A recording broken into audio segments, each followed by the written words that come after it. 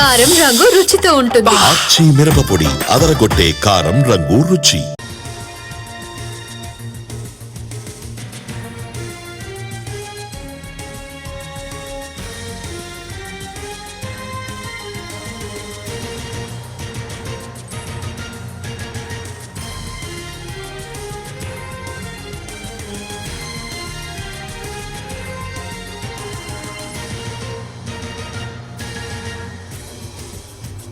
సూర్యాపేట జిల్లాలో జరిగిన రోడ్డు ప్రమాదంలో 4 చనిపోయారు.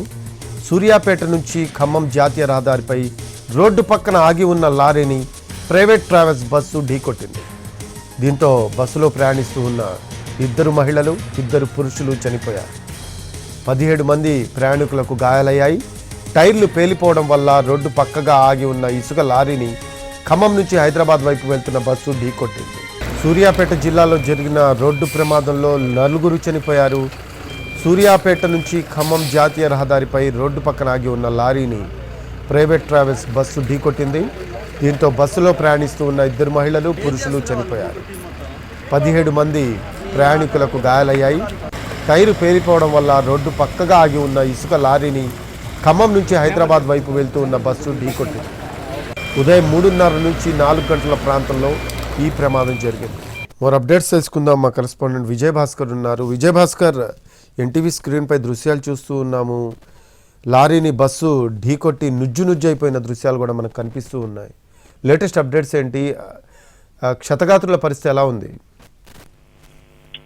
అది తెల్లవారుజామున ఘోర రోడ్డు ప్రమాదం జరిగింది. సూర్యాపేట ఖమ్మం హైవే పైన ఈ ఘటన చోటు చేసుకుంది. ఘటన చోటు చేసుకున్న వెంటనే పోలీసులు రంగప్రవేశం చేశారు. క్షతగాత్రులంతా కూడా ఆసుపత్రికి తరలించే ప్రయత్నం చేస్తున్నారు. ఈ క్రమంలోనే ఆగి ఉన్న లారీని ఆగి ఉన్న ఇసుక లారీని బస్సు వేగంగా కొట్టడంతో డ్రైవర్ వైపు నుంచి పూర్తిగా 6-7 సీట్ల వరకు పూర్తిగా బస్సు నుజ్జు అయింది. ఆ ఏరియాలో కూర్చున్న వాళ్ళను 4 మృతి చెందారు. మృతుల్లో 2 పురుషులు కాగా మరొక 2 స్త్రీలు ఉన్నారు. మరొక 8 మంది వరకు గాయపడ్డారు. వెంటనే పోలీసులు సూర్యాపేట ఏరియా ఆసుపత్రికి తరలించారు. అయితే ఎవరైతే గాయపడ్డారో వారి పరిస్థితి నిలకడగానే ఉన్నట్లు తెలుస్తుంది. ఇప్పటి వరకు ప్రాథమిక వైద్యం అందించారు. మెరుగైన వైద్యం అవసరం అనుకుంటే వారిని మరో ప్రైవేట్ ఆసుపత్రికి కానీ లేదంటే హైదరాబాద్ కానీ తరలించే అవకాశం ఉన్నట్లు కూడా తెలుస్తుంది. అయితే ఈ ప్రమాదానికి ప్రధానంగా బస్సు డ్రైవర్ నిర్లక్ష్యమే ప్రధాన కారణంగా తెలుస్తుంది. ఆగి ఉన్న లారీ అంటే అప్పటికే అది టైర్ పంక్చర్ కావడంతో రోడ్డు పక్కకు పూర్తిగా వెళ్లిపోయింది.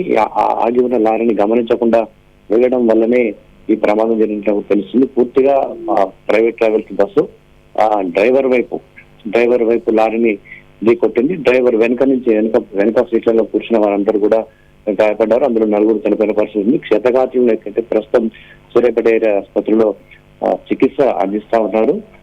వీళ్ళు ఎవరికి పరిస్థితి విషమంగా లేదనేది అయితే ఇప్పటివరకు అందుతున్న సమాచారం. మృతుల సంఖ్య పెరిగే అవకాశం అయితే లేదు. 4 ఈ ఘటనలో చనిపోయారు. మొత్తంగా ఈ ఘటనకు సంబంధించి ప్రైవేట్ ట్రావెల్స్ బస్సు డ్రైవర్ నిర్లక్ష్యమే ప్రధాన కారణంగా పోలీసులు ప్రాథమికంగా గుర్తించారు. Rafi, right, thanks for updates Vijay Bhaskar.